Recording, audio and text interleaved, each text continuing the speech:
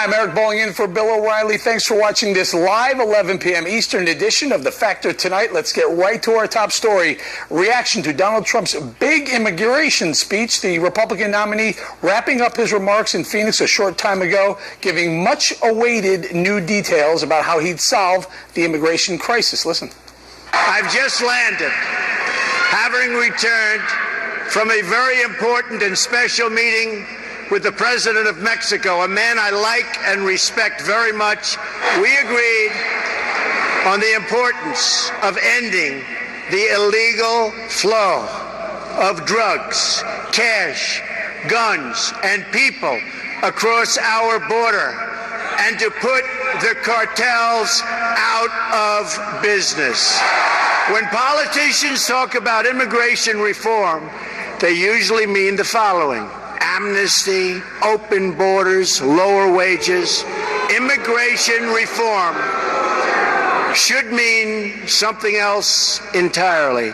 It should mean improvements to our laws and policies to make life better for American citizens.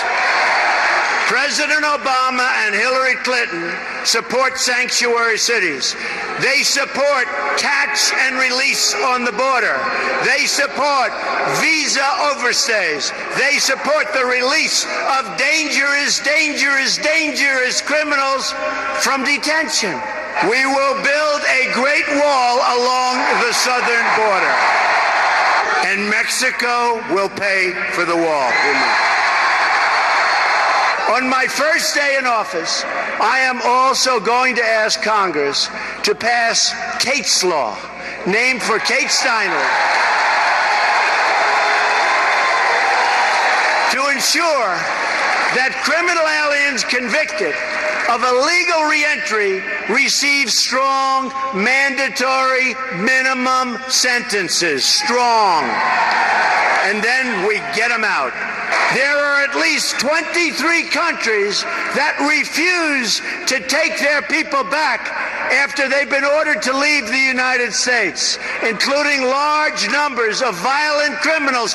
They won't take them back, so we say, okay, we'll keep them. Not going to happen with me, folks. Not going to. More from Phoenix, Carl Cameron, Fox News chief political correspondent. Carl, our biggest task of the night was trying to condense almost an hour and 15-minute speech into about 2.5-minute soundbite. Did we miss anything?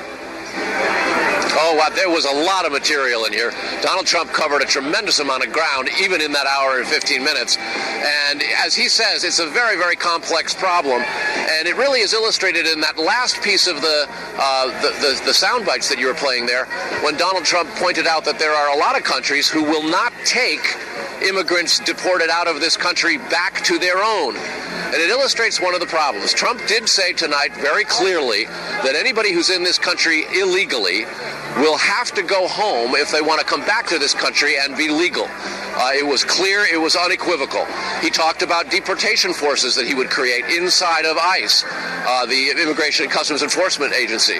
He also outlined 10 very specific ideas, specific proposals, and frankly, specific policies, some of which are already in place, that he would amp up in order to make the immigration system more workable, more successful, more efficient. But here's the problem. When those people who are going to be deported are not going to be accepted by their original countries, they have to be housed somewhere. They can't be released back into the public, Trump said. So that would require a number of things. First, a massive staff to organize how that would be done. Separately, it would require the possibility of housing them somewhere, whether it's a refugee camp or a prison camp or in public prisons, somewhere where these people would be detained in this country until such time as a place outside of this country could be found. Notwithstanding the 10 items that Trump listed, notwithstanding the amount of ground he covered, there are a tremendous amount of very, very complicated questions that have yet to be. Peña Nieto was well received by pretty much both sides of the aisle, and everyone thought he was going to come out and play it safe tonight and go, you know what, here, I've had a great day, I'm not going to screw it up by changing. And sure enough, he came out with guns a-blazing, so to speak. He went at it, as you point out, 10-point policy proposals and really hit on just about everything that people thought he should steer clear of. Your thoughts on why I mean, the guy just seems to not want to hold anything back at all, ever. Well, he flirted with the softening when he was talking to Sean Hannity a couple of weeks ago, and there was a very, very pronounced blowback from conservative Republicans. Ann Coulter notably said in her book that the one thing that he could not flip-flop and would not be forgiven on would be an equivocation on immigration.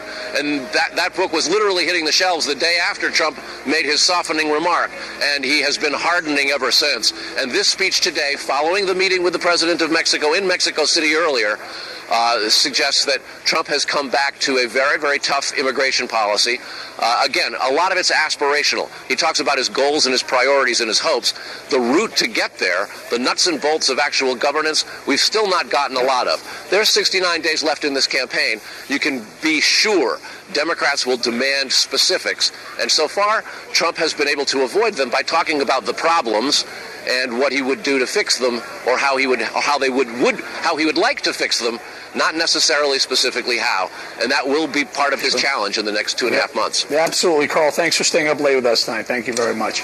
Joining us now to further analyze Donald Trump's immigration speech from San Diego, Border Angels founder Enrique Morones, and from Chicago, Steve Cortez, a Trump campaign surrogate. I'll start with you, Mr. Morones. Your thoughts. We